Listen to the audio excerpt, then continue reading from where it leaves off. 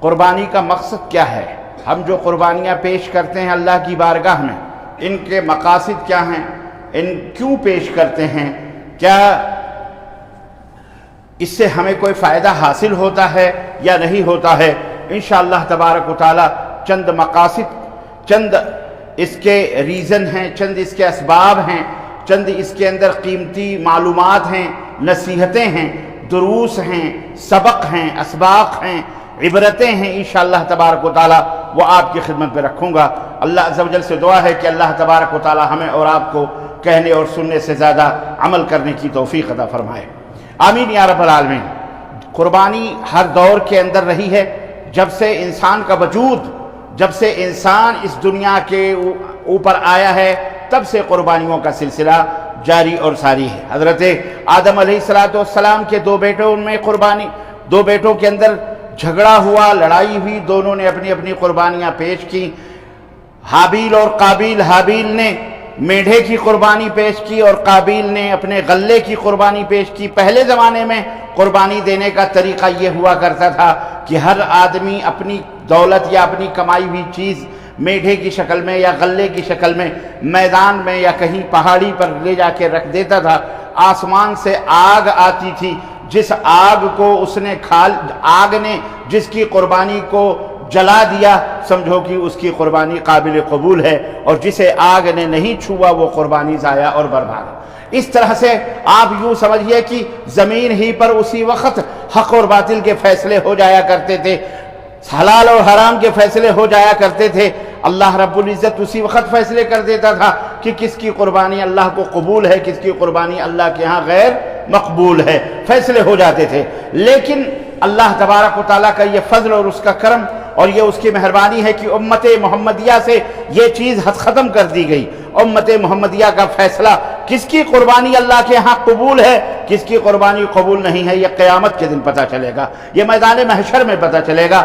اللہ جب حساب و کتاب کی کرسی عدالت پر جلوہ فرما ہوگا اس وقت یہ پتہ چلے گا، میزان پر پتہ چلے گا کہ آپ نے دنیا کے اندر جو قربانی پیش کی ہے کسی بھی صورت اور کسی بھی شکل میں یہ اللہ تبارک و تعالیٰ کو قابل قبول ہے کہ نہیں ہے۔ اس میں بھی اللہ کی بہت بڑی رحمت اور پیارے نبی حضرت محمد الرسول اللہ صلی اللہ علیہ وسلم کی امت کی بہت بڑی عزت اور ناموس کا مسئلہ ہے، ورنہ دنیا ہی میں لوگ ذلیل ہو جاتے، دنیا ہی کے اندر ایک دوسرے کو سمجھ میں آ جاتا کہ آدمی کتنا بے ایمان ہے اور کتنا ایمان والا ہے اگر وہی سلسلہ یہاں جاری رہتا۔ لیکن اللہ نے عزت و ناموس کو محفوظ رکھنے کے لیے گویا میدان محشر میں اس کے فیصلے رکھے ہیں۔ قربانی ہر دور میں اور ہر مذہب میں رہی ہے، چاہے وہ غلط مذہب ہو، باطل مذہب ہو، چاہے وہ صحیح دین یا صحیح مذہب ہو۔ یہودیت کے اندر قربانیوں کی داستانیں موجود ہیں، اور عیسائیت کے اندر بھی، نصرانیت کے اندر بھی الگ قربانی کے موجود ہیں۔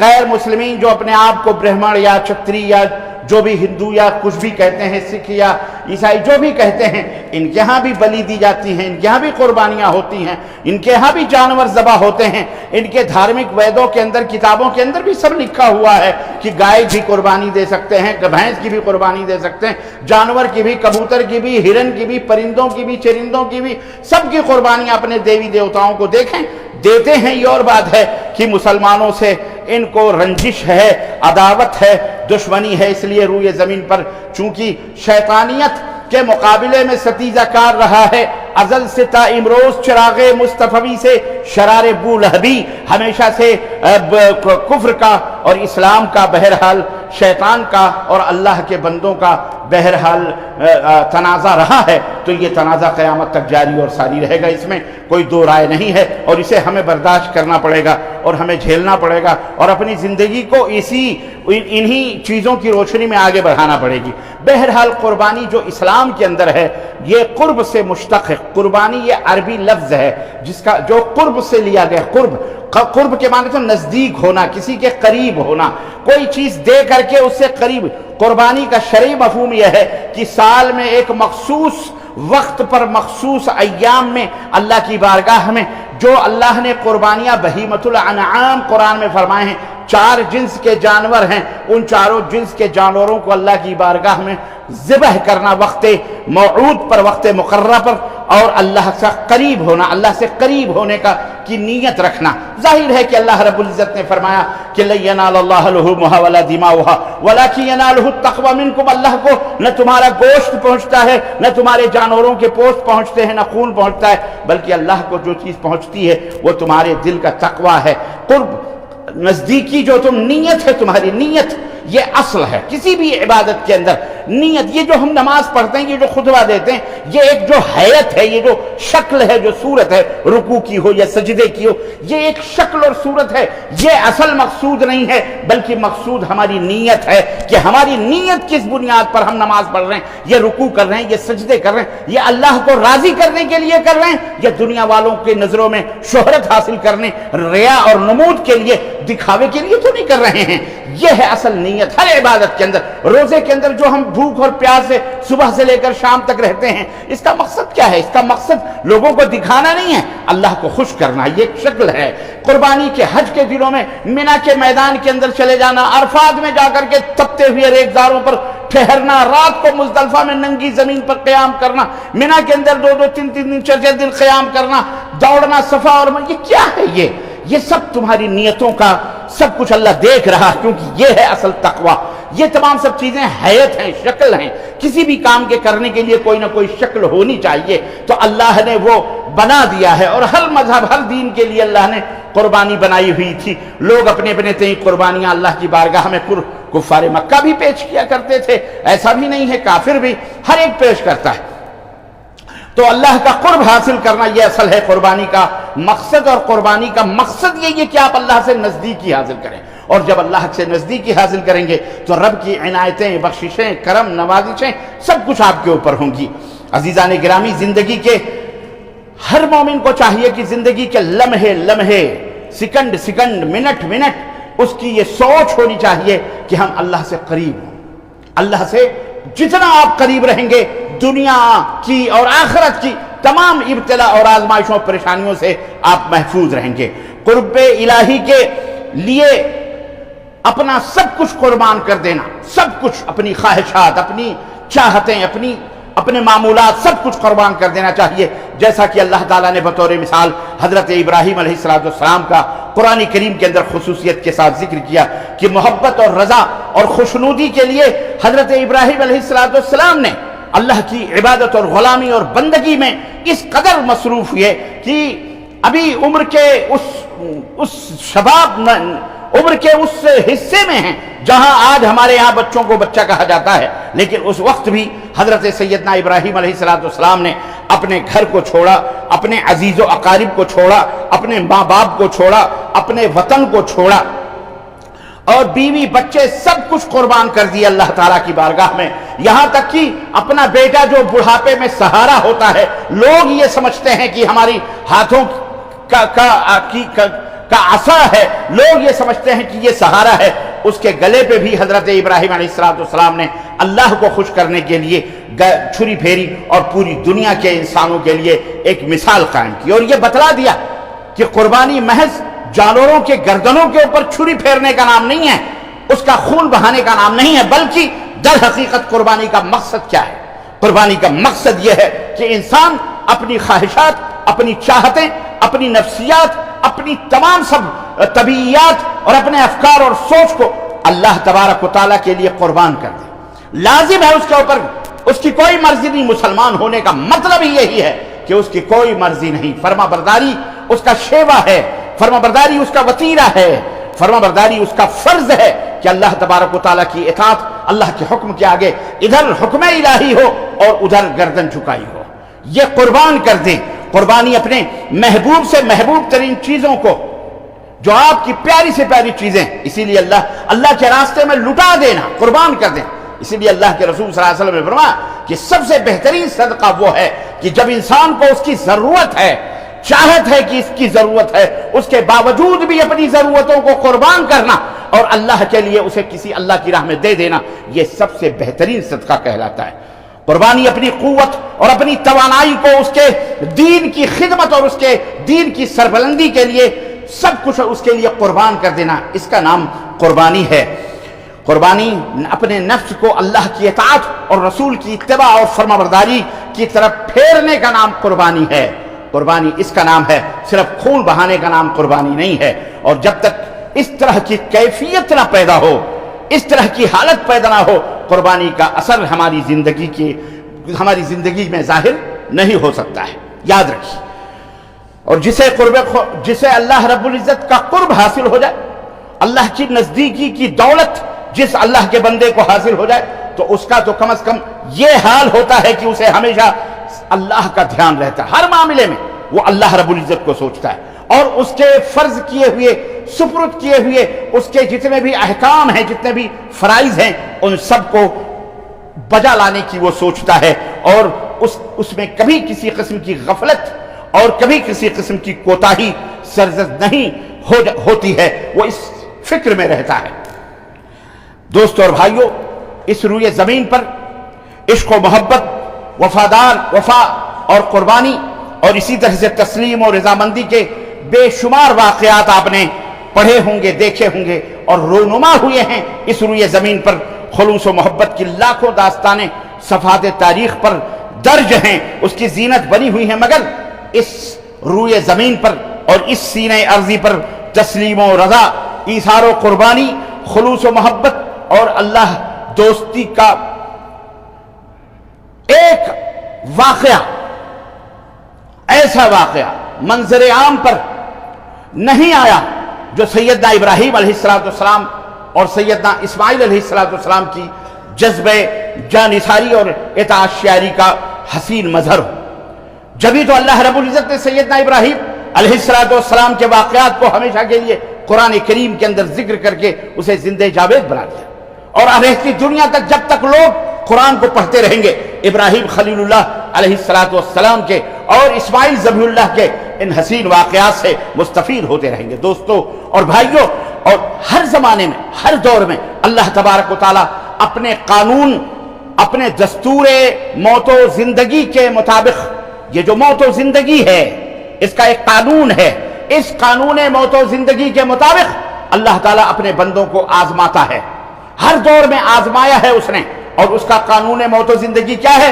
سورہ ملک اٹھا کے دیکھیے، پہلی آیت سے لے کر دوسری آیت، اللہ رب العزت نے فرمایا تبارک الذی بیدہ الملک وہو علی کل شیء قدیر، بابرکت ہے وہ ذات جس کے ہاتھ میں ملک ہے، پوری کائنات ہے، پوری کائنات، روئے زمین ہی نہیں بلکہ پوری کائنات جس کے ہاتھ میں ہے، وہ ہر شے پر قادر ہے۔ الذی خلق الموت والحیات لیبلوکم ایکم احسن عملا، یہ ہے قانون موت و زندگی، دستور موت و زندگی۔ موت و زندگی کا مقصد اللہ رب العزت میں بتایا تاکہ تمہیں آزمائیں کہ تم میں سب سے بہترین عمل کرنے والا کون ہے۔ موت و زندگی جو ہم نے پیدا کی ہے، مرنا اور جینا، اس کا مقصد یہ ہے کہ تمہیں آزمائے کہ تم میں سب سے بہترین عمل اللہ کے دربار میں کون پیش کرتا ہے۔ اللہ اکبر، یہ ہے موت و زندگی کا مقصد۔ عزیزان گرامی، اسی قانون کے تحت سیدنا ابراہیم علیہ السلام ان کو اللہ رب العزت نے آزمایا، اور ایک دفعہ نہیں، ان کا امتحان لیتا رہا، مگر حضرت ابراہیم علیہ السلام صبر و استقامت کا پہاڑ بن کر ان تمام آزمائشوں میں کھڑے اترتے رہے، پکے اترتے رہے۔ سخت سے سخت ترین آزمائشیں حضرت ابراہیم علیہ السلام کے اوپر آئیں، اور اس پر انہوں نے صبر اور تحمل سے کام لیا، اور اللہ نے اسی صبر و تحمل اور قوت برداشت اور اطاعت و فرما برداری کے عوض اور اس کے بدلے میں اللہ نے انہیں مقام خلیلیت پر فائز فرمایا۔ وہ خلیل اللہ بنے، اللہ نے انہیں اپنا خاص دوست بنایا۔ خلیل جو ہوتا ہے وہ انتہائی گہرا دوست ہوتا ہے۔ بت پرستی ہو، اس کے ماحول سے ابتدا ہوتی ہے ابراہیم علیہ السلام کی، پیدا ہوئے، آنکھ کھولی بڑے ہوئے بت پرستی کے ماحول میں، اس بت پرستی کے ماحول میں آنکھ کھول کر سیدنا ابراہیم نے توحید کا اعلان کیا، توحید باللہ کا اعلان کیا۔ وہاں سے لے کر کے بت خانے میں گھس کر ان جھوٹے بتوں کو پیٹ پیٹ کر بھس بنایا، ان کے ہوش ٹھکانے لگائے۔ وہاں سے لے کر آگے بھی بڑھے تو بادشاہ وقت نمرود کی آنکھوں میں آنکھیں ڈال کر حضرت ابراہیم علیہ السلام نے اسے توحید کی دعوت دی، اکیلے، نہ کوئی بم تھا، نہ کوئی ہتھیار تھے، نہ کچھ بھی تھا تو صرف ایک اللہ کا سہارا تھا، اللہ پر توکل تھا۔ یہ ساری چیزیں اگر آپ اپنے ذہن میں رکھیں، رب کعبہ کی قسم ہے، ایک مومن اللہ کے سوا کسی سے نہیں ڈرتا ہے۔ یہ درس ملتا ہے، یہ سبق ملتا ہے۔ حضرت ابراہیم علیہ السلام کی بادشاہ وقت ہے، خود کو سجدے کروا رہا ہے، اپنی فرما برداری کروا رہا ہے، اس کے سامنے توحید کی دعوت دینا ہو، یا میدان مناظرہ میں خدائی دعویٰ کرنے والے نمرود کو حجت اور دلائل کے میدان میں یہ کہہ کر کے برہنہ اور ننگا کر دیا حضرت ابراہیم علیہ السلام نے، جسے اللہ نے قرآن میں نازل لکھا، تحریر فرمایا کہ فَإِنَّ اللَّهَ يَأْتِي بِالشَّمْسِ مِنَ الْمَشْرِقِ فَأْتِ بِهَا مِنَ الْمَغْرِبِ فَبُهِتَ الَّذِي كَفَرَ۔ جب اس نے بہت تکبر کیا، انانیت کی، اور کہا میں جو چاہوں کر سکتا ہوں، مار بھی سکتا ہوں، جلا بھی سکتا ہوں، سیدنا ابراہیم نے کہا میں اس معبود کی، میں وہ اپنے اس مالک کی، اس رب کی پوجا اور اس مالک کی عبادت کرتا ہوں جو پورب سے سورج نکالتا ہے، پچھم میں ڈبوتا ہے۔ تو اگر اپنے آپ کو خدا کہتا ہے تو تو ذرا پچھم سے سورج نکال کر کے پورب کے اندر ڈبو دے۔ فَبُهِتَ الَّذِي كَفَرَ، تو وہ کافر ہکا بکا رہ گیا۔ اسی طرح اللہ کے سوا دیگر معبودان باطلہ کی عبادت و بندگی کے خلاف عالم بغاوت بلند کرنے والی جو ذات تھی وہ حضرت سیدنا ابراہیم علیہ السلام کی ذات تھی، جس نے دنیا والوں کو یہ درس دیا اور آج تک اور قیامت تک آنے والی انسانیت کو اور ہمارے تمہارے لیے درس عبرت ہے کہ مومن اللہ کے سوا نہ کسی بت کی پوجا کرتا ہے، نہ کسی کی جے جےکار کرتا ہے، نہ کسی کے شرک یا کلمات کو انہیں گاتا ہے، نہ کسی کے شرک یا کلمات کو مانتا ہے، بلکہ ان سب چیزوں کو اپنے جوتے کی نوک پہ رکھتا ہے، صرف اللہ کی عبادت کرتا ہے۔ کس کی؟ یہ درس ہے، یہ درس ہے۔ تمہارے تو بہت کچھ تمہارے پاس ہے، آج بہت کچھ مقابلہ کرنے کے لیے کم از کم لاٹھی ڈنڈے، وہاں تو حضرت ابراہیم تھے تنے تنہا، لیکن الحمدللہ اس میدان میں کتنے مستقیم تھے، اور چاہے وہ اللہ کی رضا کے لیے اپنے بیوی اور بچوں کو، شیر خوار بچے کو کعبہ کے ارد اس وادی فاران کے اندر جا کر کے وادی غیر ذی زرع میں چھوڑنا ہو، یا پھر ان سب سے بڑھ کر اپنے فرمانبردار اور اطاعتشار بیٹے کی گردن پر چھری چلانا ہو، یہ ایک ایک جو واقعات ہیں، یہ ایک ایک تاریخ ہیں، یہ ایک ایک موضوع ہیں، اس کے اندر عبرتوں نصیحتوں کی موتیاں ہیں، یہ وہ لازوال اور زندہ جاوید واقعات ہیں جنہیں پڑھنے کے بعد جو ایمان کی جو شمع بجھ چکی ہیں وہ روشن ہو جاتی ہیں، جو سلگ رہے ہیں ایمان کی آگ جو سلگ رہی ہے وہ بھڑک اٹھتی ہے۔ یہ واقعات ہمیں قرآن کریم میں اسی لیے درج کیے گئے ہیں تاکہ ہم قیامت تک کے لیے اسے نصیحت سمجھ کر کے پڑھتے رہیں۔ عزیزان گرامی، یہ بات کہنا بہت آسان ہے کہ بیٹے کی گردن پر باپ نے چھری چلا دی، اکلوتے فرزند کی گردن پر چھری پھیر دی گئی۔ تصورات اور خیالات، امیجنز کی دنیا میں یہ بات انتہائی مشکل بھی ہے اور ناممکن بھی ہے کہ جب باپ 86 برس کا ہو، 90 برس کا بوڑھا، ابھی تک وہ اللہ رب العزت، ابھی تک 86 برس تک وہ اللہ کی دی ہوئی ایک اولاد، ایک نعمت سے محروم رہا، اللہ سے دعا کرتا رہا، رب حب لی من الصالحین، اے اللہ ہمیں کوئی نیک اور صالح بیٹا عطا فرما۔ جس کی دعا بارگاہ عزی میں جب قبول ہوتی ہے، جو جاری رہی ہمیشہ 86 برس تک، اللہ سے روتے رہے، گڑگڑاتے رہے، 86 برس تک اللہ سے گڑگڑاتے رہے کہ اللہ نیک اور صالح بیٹا عطا فرما۔ اچانک اللہ رب العزت نے فرمایا فبشرناہ بغلام حلیم، میں نے ایک ہونہار بیٹے کی خوشخبری انہیں سنائی۔ اللہ نے انہیں ایک ہونہار بیٹا عطا فرمایا، اور اس کے ساتھ یہ خوشخبری تو ملی، لیکن کیا پتا تھا سیدنا ابراہیم کو کہ اس خوشخبری کی گردن پر بھی ایک نہ ایک دن چھری پھیرنا پڑے گی، ایک نہ ایک دن ایک کٹھن امتحان سے گزرنا پڑے گا۔ اللہ اکبر۔ جب ارمانوں اور تمناؤں سے مانگا ہوا بیٹا ہونہار، خدمت گزار اور اطاعت شعار فرما بردار بن کر ایک جوانی کی دہلیز پر قدم رکھتے ہوئے جب سامنے آتا ہے، تو اس وقت جب باپ اپنے ارمانوں اور اپنے خوابوں کو سجا کر یہ سوچتا ہے کہ یہ بیٹا 90 برس کی عمر ہوگی میرا سہارا بنے گا، اس عمر میں خواب دکھائی دیتا ہے اور اللہ خواب میں حکم دیتا ہے کہ اسے ذبح کر دیا جائے. فلما بلغ معه السعي قال یا بنی انی ارى فی المنام. یہ حکم ہوتا ہے. اس وقت بیٹے میں نے خواب دیکھا ہے. ایسے موقع پر ذبح کا حکم اس وقت دیا جا رہا ہے سیدنا خلیل اللہ کے جب باپ خود 96 سال کا بوڑھا ہو چکا ہے. کتنے برس کا؟ 96 سال کے بوڑھے ہو چکے حضرت ابراہیم علیہ السلام باپ کے سہارے کا. اس وقت یہ بیٹا قابل تھا. وقت آ چکا تھا کہ پرورش، محنت اور مشقتوں اور تربیتوں کا بدلہ خدمت و احسان سے عطا کرے، پر اللہ کو کچھ اور ہی منظور تھا. حکم الہی کے آگے سر کو جھکا دیا سیدنا ابراہیم نے. انی اذبحک کہہ کر کہ میں تجھے ذبح کرتا ہوں.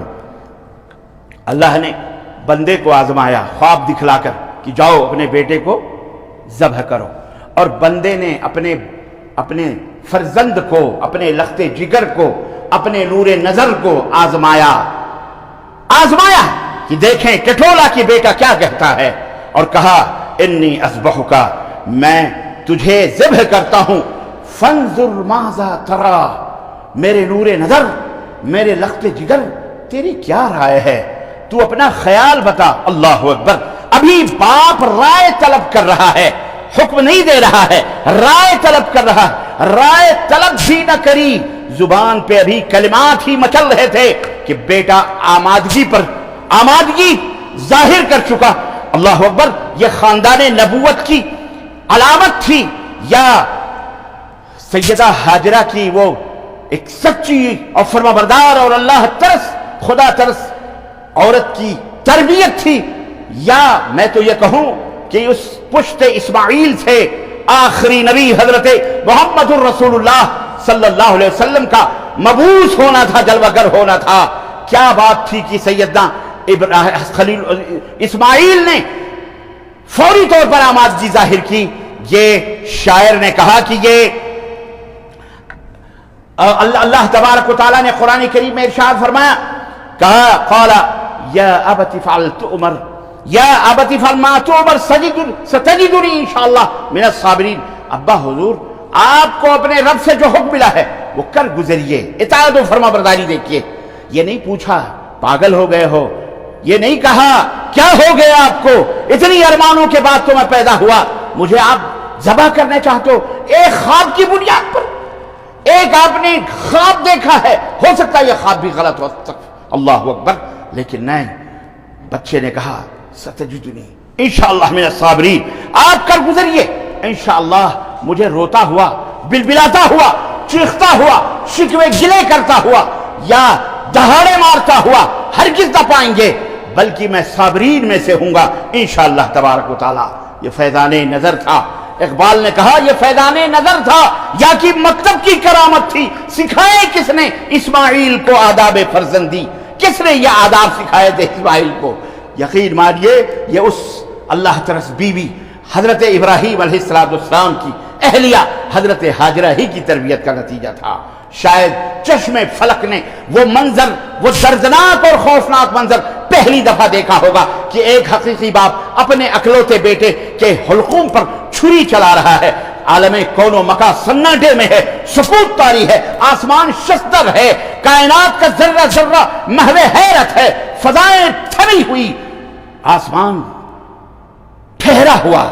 حفیظ جالندھری اپنے اشعار میں اس منظر کو کھینچتے ہوئے لکھتے ہیں کہ زمین سہمی پڑی تھی، آسمان ساکت تھا بیچارہ. زمین سہمی پڑی تھی، آسمان ساکت تھا بیچارہ. نہ اس سے پیشتر دیکھا تھا یہ حیرت کا نظارہ. پدر تھا مطمئن بیٹے کے چہرے پر بحالی تھی، پدر تھا مطمئن بیٹے کے چہرے پر بحالی تھی. چھری حلقوں میں اسماعیل پر چلنے ہی والی تھی.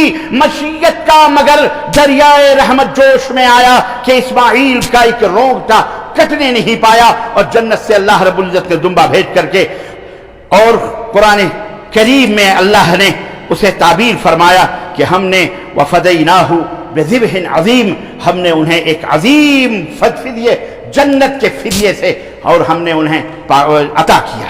عزیزان گرامی، رہتے دنیا تک اس عمل خاص کو اللہ رب خالص، اس عمل خالص کو جو اللہ کے لیے تھا، اللہ نے دوام اور ہمیشگی عطا فرمائی۔ وَتَرَكْنَا عَلَيْهِ فِي الْآخَرِينَ، ہم نے دوسروں کے لیے اسے جاری کر دیا قیامت کی صبح تک۔ اس عمل کو قبولیت کا درجہ عطا فرماتے ہوئے رب ذوالجلال نے سیدنا ابراہیم کی اس قربانی کو قبول کرتے ہوئے قد صدقت الرؤیا، ابراہیم تو نے اپنے خواب کو سچ دکھایا۔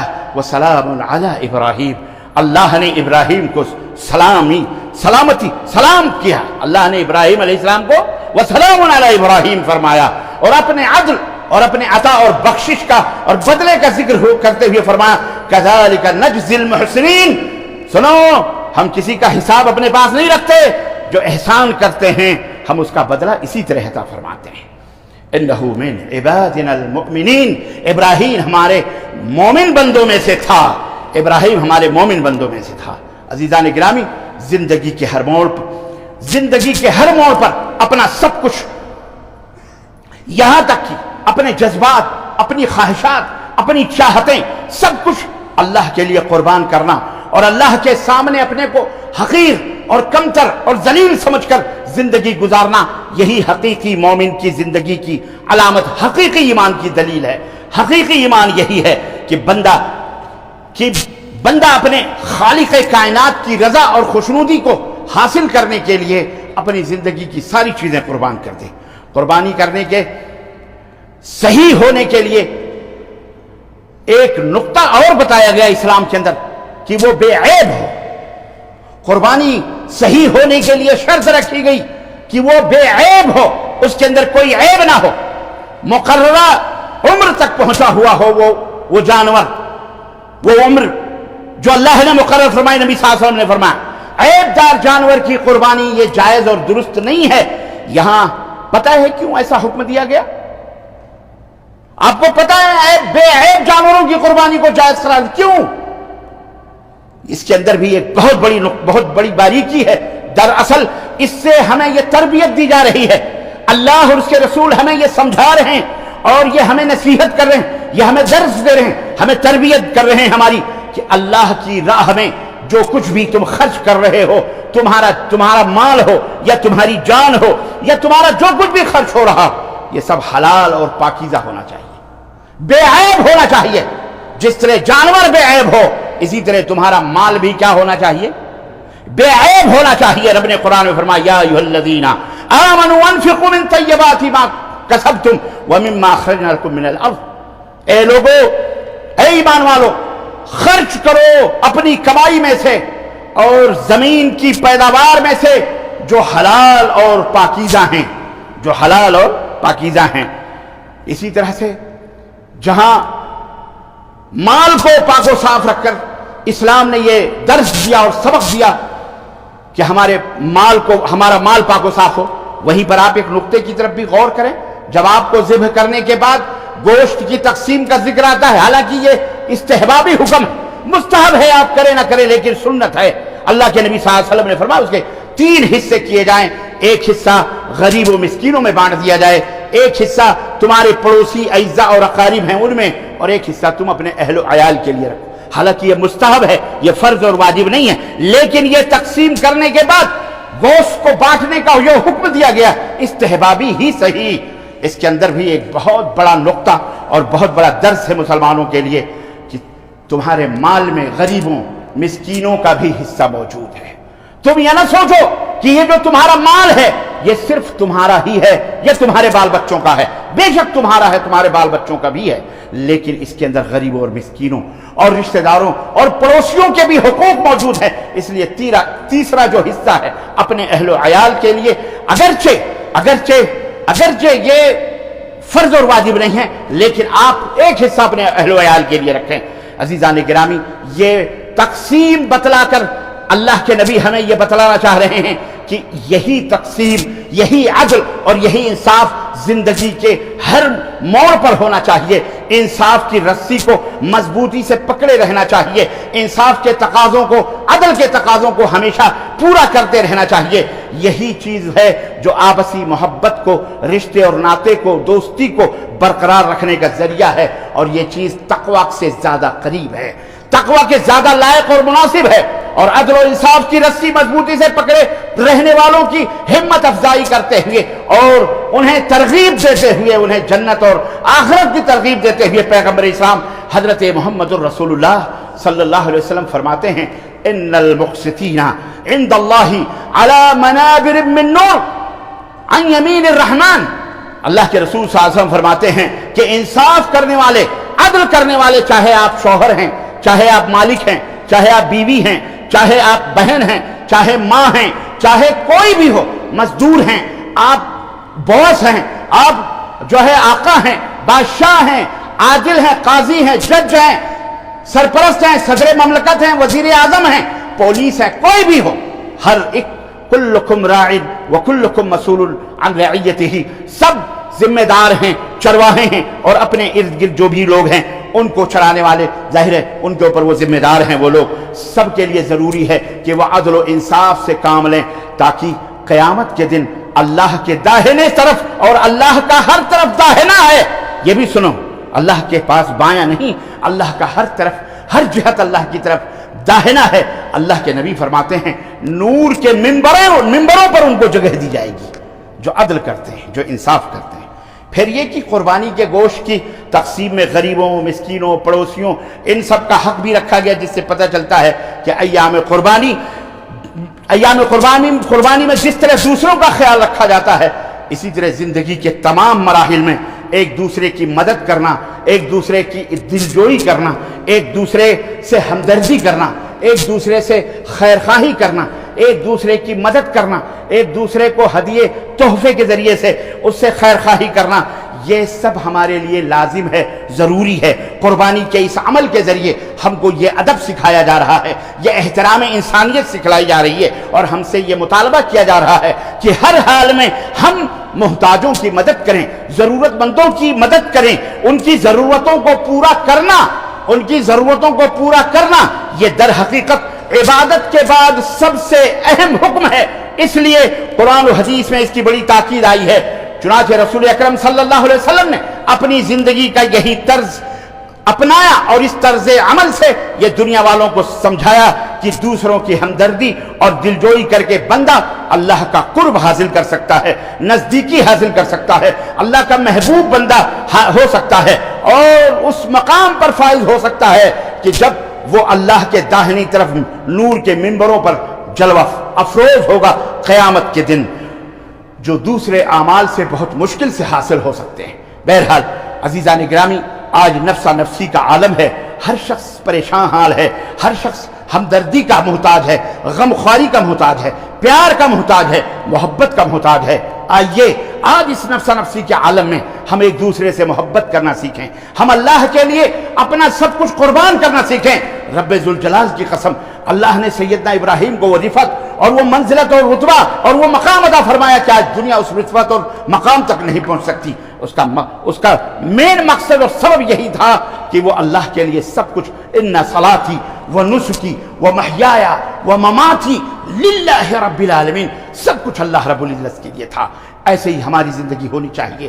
اللہ عز و جل سے دعا ہے کہ اللہ تعالی ہمیں اور آپ کو اسوہ ابراہیمی کو اپنانے کی توفیق عطا فرمائے، اور اللہ کی راہ میں قربانی کے مقاصد کو سمجھنے، اور اللہ کی راہ میں اس قربانی کو اللہ کا قرب حاصل کرنے کے لیے ہر چیز قربان کرنے کی اللہ ہمیں توفیق عطا فرمائے، اور اللہ ہمارے دلوں میں محبت و قوت بھائی چارگی پیدا فرمائے۔